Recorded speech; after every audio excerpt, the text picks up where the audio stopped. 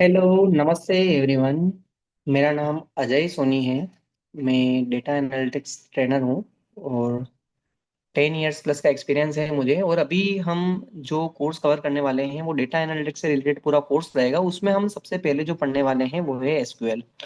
तो एसक्यूएल में हमारे पास एसक्यूएल को हम बोलते हैं स्ट्रक्चर्ड क्वेरी लैंग्वेज होती है। अब एसक्यूएल क्या है? एक तरह से एक डेटाबेस है। डेटाबेस क्या होता है? डेटाबेस एक कलेक्शन ऑफ डेटा है। थ्योरेटिकल बहुत सारे वीडियोस यूट्यूब पे अवेलेबल है और बहुत स्लोली स्लोली सब लोग कराते हैं। हम थोड़ा सा इस कोर्स को स्पीडली कवर करेंगे और हम फास्ट ही कवर करेंगे इसको, और इजीली समझ में आ जाए। और हम जो भी काम करने वाले हैं पूरा प्रैक्टिकल काम करेंगे और वो पूरा इंडस्ट्रियल रहेगा। ठीक है, जिससे कि इजीली आपको जॉब मिल पाए, आप समझ पाओ कि डेटा क्या होता है, डेटाबेस पे कैसे काम करते हैं, सब कुछ रहेगा। अब उसके लिए सबसे पहले आपको जो करना है, माई एसक्यूएल वर्क बेंच है उसको इंस्टॉल करना है। उसके लिए आप कोई सा भी एक वीडियो देख लेना, माई एसक्यूएल वर्क बेंच आप अपने अंदर इंस्टॉल कर लेना, सेटअप कर लेना। अब एसक्यूएल क्या होता है, एसक्यूएल में हम कैसे काम करते हैं हम देखते हैं। देखो, मैंने एक कोड रन कर रहा है रखा है, आपको सामने दिख रहा होगा पूरा कोड ये। इसमें क्या लिखा हुआ है? सबसे पहले क्रिएट स्कीमास, मतलब जैसे हमें एसक्यूएल में काम करना है तो सबसे पहले हमें डेटाबेस बनाना होता है। डेटाबेस का मतलब होता है कि हम अलग अलग सेक्शंस बनाना चाहते हैं। जैसे कि एक डेटाबेस अगर हमने बना दिया एक बार, तो उसके अंदर हम जो भी काम करने वाले हैं उसी डेटाबेस में काम करेंगे। उसमें हम मल्टीपल टेबल्स को लोड कर सकते हैं, मल्टीपल फाइल्स उसमें ला सकते हैं। ठीक है। अब कैसे काम होता है एसक्यूएल में हम उसको समझते हैं ना। तो सबसे पहले हमें क्या बनाना होता है? डेटाबेस बनाना होता है। तो डेटाबेस बनाने के लिए क्या लिखते हैं हम लिखते हैं क्रिएट डेटाबेस। Create database.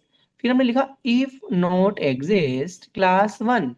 इसका मतलब ये है कि हम एक डेटाबेस बनाने वाले हैं जिसका नाम है क्लास वन। तो क्लास वन नाम से डेटाबेस बना रहे हैं, आप कोई भी वेरिएबल या कुछ भी नाम यहाँ यूज में ले सकते हो।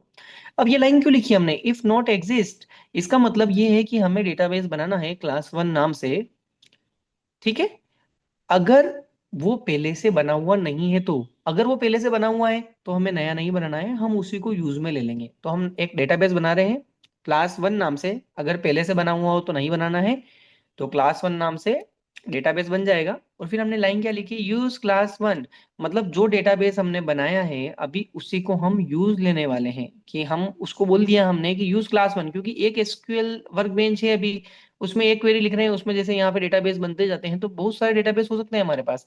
पर जैसे हमें यूज किसको लेना है, जैसे मैंने लिखा यूज क्लास वन, तो हम क्लास वन को यूज लेने वाले हैं। हम कोई अमेजोन एम्प्लॉइज अलग अलग तरह के डेटाबेस को यूज में नहीं ले रहे हैं, हम क्लास वन को यूज में लेंगे। तो सबसे पहले क्लियर क्या हुआ हमें, डेटाबेस का मतलब होता है एक डेटाबेस हमने बनाया और अब उसको हम यूज में लेने वाले हैं। अब क्या होता है, कोई भी अगर डेटाबेस बनता है तो डेटा एंटर यूजर जो करता है वो क्या हो सकता है, किसी एक्सेल फाइल हो सकती है, कोई सीएसवी फाइल हो सकती है, या कहीं ऑनलाइन डेटा हो, तो उस डेटा को भी हम एसक्यूएल के अंदर सीधा ला सकते हैं और क्वेरीज लगा सकते हैं। पर अगर जैसे हमारी ये फर्स्ट क्लास है और हमें अभी तक पता ही नहीं है कि एसक्यूएल होता क्या है, एसक्यूएल में काम कैसे होता है, तो सबसे पहले हमें ध्यान रखना है कि एसक्यूएल में काम करने के लिए डेटा जो भी बनाना है वो टेबल में बनाना है। अब टेबल क्या होती है?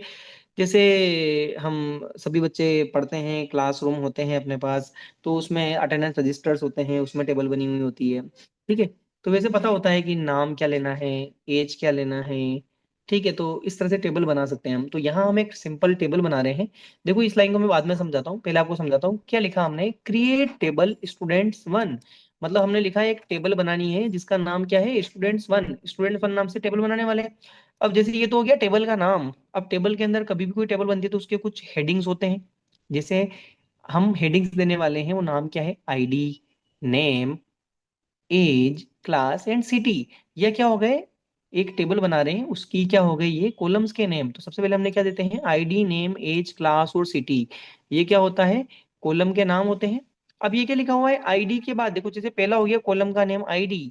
अब आईएनडी क्या हो गया, कि जो हम आईडी कॉलम बना रहे हैं उसका जो डेटा का टाइप है, मतलब कॉलम नेम के बाद हम देते हैं डेटा टाइप। तो डेटा टाइप क्या हो गया हमारे पास, इंटीजर।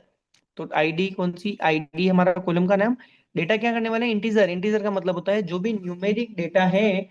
और न्यूमेरिक डेटा में भी कौन सा डेटा हो गया, जो भी पॉइंट वाली वैल्यू नहीं हो और विदाउट डेसिमल वाली जो वैल्यू होती है वो होता है इंटीजर डेटा।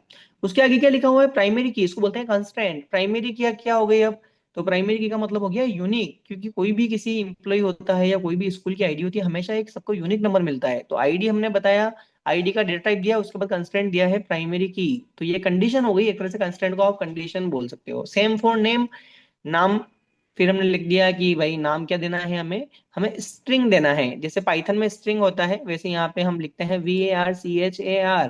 ठीक है, और इसमें लिमिट दे दी 50 की, तो मतलब क्या हो गया, नाम हमें कितना लेना है, नाम की लिमिट कितनी हो गई 50, मतलब 50 से ज्यादा लेंथ नहीं होनी चाहिए।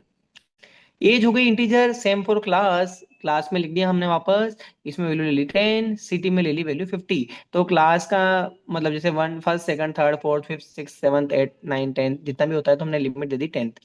ठीक है, तो इससे ज्यादा हमें लिखना नहीं है। सिटी क्या हो गई, हमारे पास सिटी की लेंथ हमने दे दी 50, जैसे जयपुर मुंबई कोई भी नाम लिखता है तो उसकी लेंथ 50 से ज्यादा नहीं हो। अब ये टेबल जो बनाई है ना, इसी टेबल को हमने यहाँ पर बंद कर दी। ठीक है, अब ये तो हमने बनाई क्रिएट टेबल स्टूडेंट्स वन नाम से। वैसे ही अब हम इसी टेबल के अंदर वैल्यूज इंसर्ट करेंगे। ये तो अभी क्या बना, एक स्ट्रक्चर बना। मान लो अलग अलग कॉलम्स के नाम हो गए भाई, ID name age class city, और उसमें कुछ कंडीशन दे दी कि डेटा एंटर करने वाले हैं वो यही रहेगा, इसके अलावा कोई डेटा एंटर नहीं करें। वैसे हमने इंसर्ट किया डेटा स्टूडेंट्स वन के अंदर, तो हमने क्या लिखा, insert into students one values. जैसे ये तो बना, टेबल का स्ट्रक्चर तो बन गया है। अब वैल्यू कैसे डालनी है, तो हमने लिखा इंसर्ट इनटू स्टूडेंट्स वन, मतलब जो स्टूडेंट्स वन नाम की टेबल बनी है उसमें हम वैल्यू इंसर्ट करने वाले हैं। ठीक है, इस लाइन का मतलब ये है, insert into students one values, मतलब हम डेटा इंसर्ट करने वाले हैं। अब जैसे कुछ जगह आप देख रहे होंगे ना, ये स्टेप 4 ये लिखा हो, ये क्या कमेंट, जैसे पाइथन किसी ने पढ़ी होगी उसको पता होता है कमेंट मतलब उस डेटा को हम समझने के लिए एक लाइन लिखी हुई है, पर जो कोड में रन नहीं होती है, आउटपुट में नहीं दिखती है। तो इस तरह से आप कमेंट कर सकते हो डेटा को, है ना। अब डेटा क्या इंसर्ट किया, सबसे पहले क्या होनी चाहिए भाई, आईडी। तो आईडी क्या दे दी हमने, वन। नाम क्या हो और कौन सी होनी चाहिए, इंटीजर, इसलिए हमने लिखा भाई वन। नेम क्या हो सकता है, नेम दे दिया आरव। एज क्या है, 10। अब आरव क्या, ये सिंगल कोट क्यों लिखा, क्योंकि भाई कोई भी अगर टेक्स्ट डेटा एंटर हमें करना है तो हमेशा उसको सिंगल कोट के अंदर लिखना है।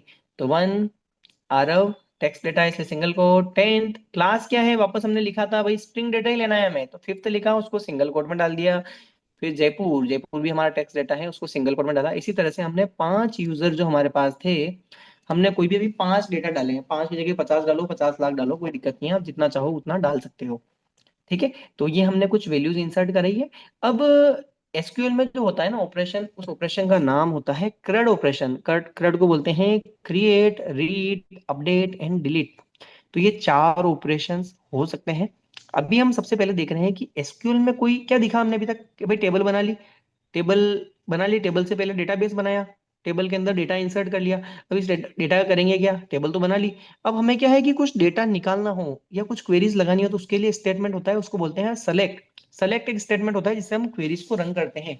अब क्वेरीज कैसे लिख सकते हैं, जैसे कि हमने एक क्वेरी लिखी है, select name from students one. तो इसका मतलब क्या है, सेलेक्ट करना है नाम को। अब जो स्टूडेंट फ्रॉम स्टूडेंट्स वन, तो स्टूडेंट्स वन वाली जो टेबल है इसमें से क्या निकाल के लाने हैं, ओनली नेम। तो जैसे हम रन कैसे कर रहे हैं, जैसे मैंने कोड को रन कर लिया था एक बार, अब मैं इसको कोड को वापस रन करता हूँ। देखो जैसे ही हमने रन किया, ये रन हो गया, नीचे रन होते ही दिख रहा है। तो रन करने के लिए ऑप्शन ये वाला होता है, पूरा कोड एक साथ रन किया है। तो जैसे ही हम यहाँ देखेंगे, सबसे पहला डेटा हमारा तो क्या निकाला था हमने, नाम। तो select name from students one, तो नाम क्या क्या निकल के आ गए भाई, आरव, दिया, रोहन, स्नेहा एंड कबीर। तो ये नाम निकल के आ गए। तो इस तरह से हमने डेटा के ऊपर कुछ कंडीशन लगाई। वैसे हमें कुछ दिया भाई, select all students from Jaipur. अब हमें सभी स्टूडेंट्स निकालने हैं जो जयपुर से हैं। तो एक तरह से फिल्टर होता है, एडवांस एक्सेल में भी फिल्टर लगते हैं, पाइथन में भी लगते हैं, पांडा में भी लगते हैं, सब जगह हम फिल्टर लगा सकते हैं। तो अगर हमें पूरा डेटा निकालना हो टेबल का, तो हम लिखते हैं select star from students one. ये एक लाइन ध्यान रखनी है, पूरा डेटा अगर निकालना है तो हमें लिखना पड़ेगा स्टार फ्रॉम। ठीक है, स्टूडेंट्स वन हो गया टेबल का नाम। अगर सिंगल डेटा निकालना है तो खाली आप उस कॉलम का नाम दो, पूरा डेटा निकालना है तो select star from students one where city equal to Jaipur. तो यहाँ पे क्या निकल के आया, दूसरी क्वेरी में रिजल्ट, जहां जहां भी जयपुर था उसका डेटा निकल के आ गया। ठीक है, नेक्स्ट है select name and class where age equal to 10। तो क्या लिखा हमने, सेलेक्ट, अब दो कॉलम लेने हैं तो हम स्टार फ्रॉम स्टूडेंट्स वन नहीं निकले, क्योंकि हमें पूरा डेटा नहीं लेना है, हमें खाली नेम और क्लास वाला कॉलम लेना है। तो हमने लिखा select name comma class from students one where age equal to 10। तो जहां भी एज 10 हो स्टूडेंट्स वन वाली टेबल में से, उनके नाम और क्लास निकाल के लाओ। तो यहाँ पे नेम और क्लास निकल के आ गए, जिनकी एज क्या है 10। चेक भी कर सकते हो आप, जैसे यहाँ 2 बार 10 डाला है हमने। दोनों बच्चे कौन है भाई, आरव और स्नेहा। तो आरव और स्नेहा का डेटा आ गया। वैसे हमने लिखा select all students. All student लिखने का मतलब समझ में आ गया, स्टार फ्रॉम लिखना पड़ेगा हमें, select star from students one where city is not Delhi, Delhi के अलावा सभी का डेटा निकालो। तो वैसे कुछ ऑपरेटर होते हैं, वेयर सिटी, ये क्या हो गया, एक ऑपरेटर लगा दिया हमने। ये होता है not equal, equal simple equal होता है, वैसे नॉट इक्वल के लिए इस तरह का सिंबल यूज में लेना है डेली। तो अगला रिजल्ट में क्या आया, दिल्ली के अलावा सभी डेटा निकल के आ गया, सिटी दिल्ली हट गया इसमें से, जयपुर मुंबई कोलकाता का डेटा आ गया। Select all students from class fifth, तो हमने लिखा select star from students one where class equal to fifth. तो इसका मतलब ये हो गया कि हमारे पास डेटा कौन सा निकल के आ गया, क्लास फिफ्थ का। तो शायद आपको इसमें कुछ चीजें हैं समझ में आ गई होगी। डेटाबेस बनाना सीख लिया हमने, डेटाबेस को यूज करना, टेबल कैसे बनानी है, टेबल में डेटा कैसे लोड करना है और क्वेरीज कैसे करनी है। पर एक चीज हमने छोड़ी थी, वो क्या थी, ये वाली line, drop table if exist students one. इसका मतलब ये होता है कि अगर स्टूडेंट्स वन नाम से हमने टेबल बना दी है ना अभी, जैसे हमने बनाई है, अब इसी कोड को जैसे मैं अगर ये लाइन नहीं लिखूंगा मैं, उसको बार बार रन करूंगा ना, तो नीचे एरर आ जाएगी, भाई टेबल पहले से बनी हुई है, तुम बार बार उसको रन नहीं कर सकते हो। इसलिए हमने लाइन लिख दी है, drop table if exist students one. तो मतलब ये है कि अगर स्टूडेंट वन नाम से कोई टेबल बनी हुई है ना, तो सबसे पहले उसको ड्रॉप करो। जब भी मैं क्वेरी रन करूंगा ना, तो सबसे पहले कोड क्या रन होगा, डेटाबेस सेलेक्ट होगा, क्लास देखेगा वो, फिर क्या रन होगा, drop table if exist student one. Student one नाम से अगर कोई टेबल हमारे डेटाबेस में बन भी गई होगी ना, तो सबसे पहले वो हट जाएगी, फिर हमारी क्रिएट टेबल स्टूडेंट्स वन वाली रन हो जाएगी। तो ये हमारा एसक्यूएल कोर्स का क्लास वन था। नेक्स्ट क्लास में हम वेयर कंडीशंस को और डिटेल्स में देखेंगे, बहुत सारी क्वेरीज लगाएंगे। अगर आप पूरा एसक्यूएल प्रॉपरली सीखना चाहते हो तो इस चैनल को सब्सक्राइब कर लो, रेगुलर वीडियोस देखते रहो। पूरा मैं डेटा एनालिटिक्स का पूरा कोर्स डिजाइन करने वाला हूँ यहाँ पर, जो लगभग 1,10,20,000 रुपये का ऑनलाइन अभी मिलेगा आपको कहीं पे भी। और पूरी क्लास प्रैक्टिकल्स रहने वाली है। ये वर्ड फाइल का पूरा कोड मैं ऐसा कैसा आपको दूंगा, इस सेम कोड को आपको खाली रन करना है। माई एसक्यूएल वर्कबेंच में आप जाओगे, वर्ड फाइल मिलेगी सिंपल, उसको कंट्रोल ए कंट्रोल सी, यहाँ जाके कंट्रोल वी करो, पेस्ट करो, रन करो, समझो। इतना इजी रहने वाला है। हम 16 से 18 क्लास में पूरा एसक्यूएल कवर कर लेंगे। और ये जो मैंने फर्स्ट क्लास करी है, ये आप बहुत सारे वीडियोस देखोगे तो 1.5-2 घंटे में इस टॉपिक को कवर किया हुआ होगा उन लोगों ने। तो मैं आपको आगे पढ़ाने वाला हूँ एवरेज, जल्दी जल्दी हम इस टॉपिक को कवर करेंगे। बाकी आप रेगुलर कनेक्ट रहें और वीडियोस देखते रहें। Thank you.